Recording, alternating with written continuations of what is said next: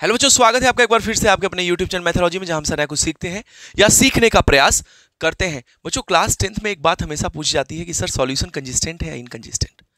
MCQ पूछ देता है कभी कभी, कभी 2 मार्क्स के क्वेश्चन आता है, कहता है check whether the given pair of linear equation is consistent और इनकंसिस्टेंट। कंसिस्टेंट है या इनकंसिस्टेंट है, तो सबसे पहले graphical representation and algebraic interpretation. हम कैसे पता करें कि कंसिस्टेंट है या इनकंसिस्टेंट, तो उसके पहले जरूरी यह है कि बिना ग्राफ प्लॉट किए भी क्या हम चेक कर सकते हैं कि लाइन पैरेलल है, यूनिक सॉल्यूशन रखता है, कोइंसिडेंट है, इंटरसेक्टिंग है। तो बिल्कुल आप कर सकते हैं।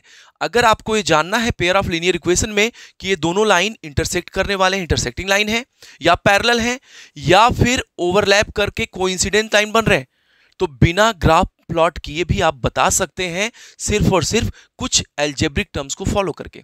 तो वहीं हम बात करेंगे इस छोटे से क्लिप में कि अगर दो लीनियर इक्वेशन हो a1x plus b1y plus c1 equal to 0, a2x plus b2y plus c2 equal to 0, तो आपको इस केस में 3 रिजल्ट फाइंड करने हैं। और 3 रिजल्ट हैं क्या?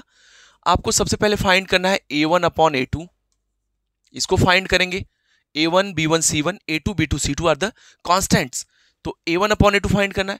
उसके बाद आपको b1 अपॉन b2 फाइंड करना है और उसके बाद आपको c1 अपॉन c2 फाइंड करना है।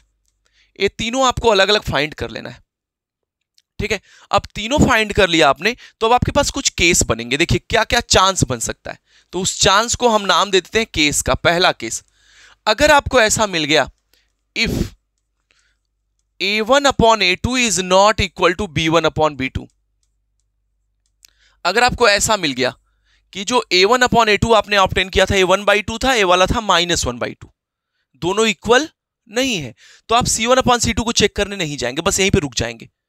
अगर ये दोनों इक्वल नहीं है तो यहीं पर रुक जाएंगे और आप लिखेंगे लाइंस आर, क्या लिखेंगे भाई?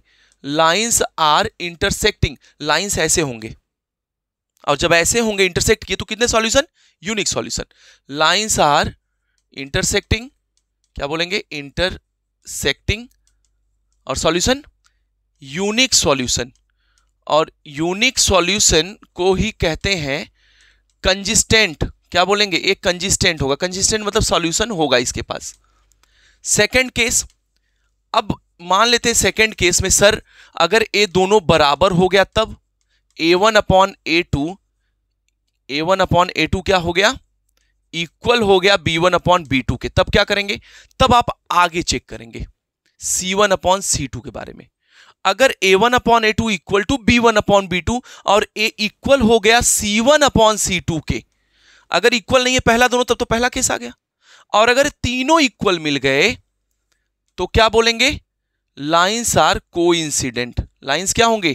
कोइंसिडेंट, एक दूसरे को ओवरलैप करके जा रहे हैं, लाइंस आर कोइंसिडेंट, ठीक है। और जब कोइंसिडेंट हो गए तो इनफाइनाइट सॉल्यूशन। कितने सॉल्यूशन होंगे? Infinitely many solution, infinite solution.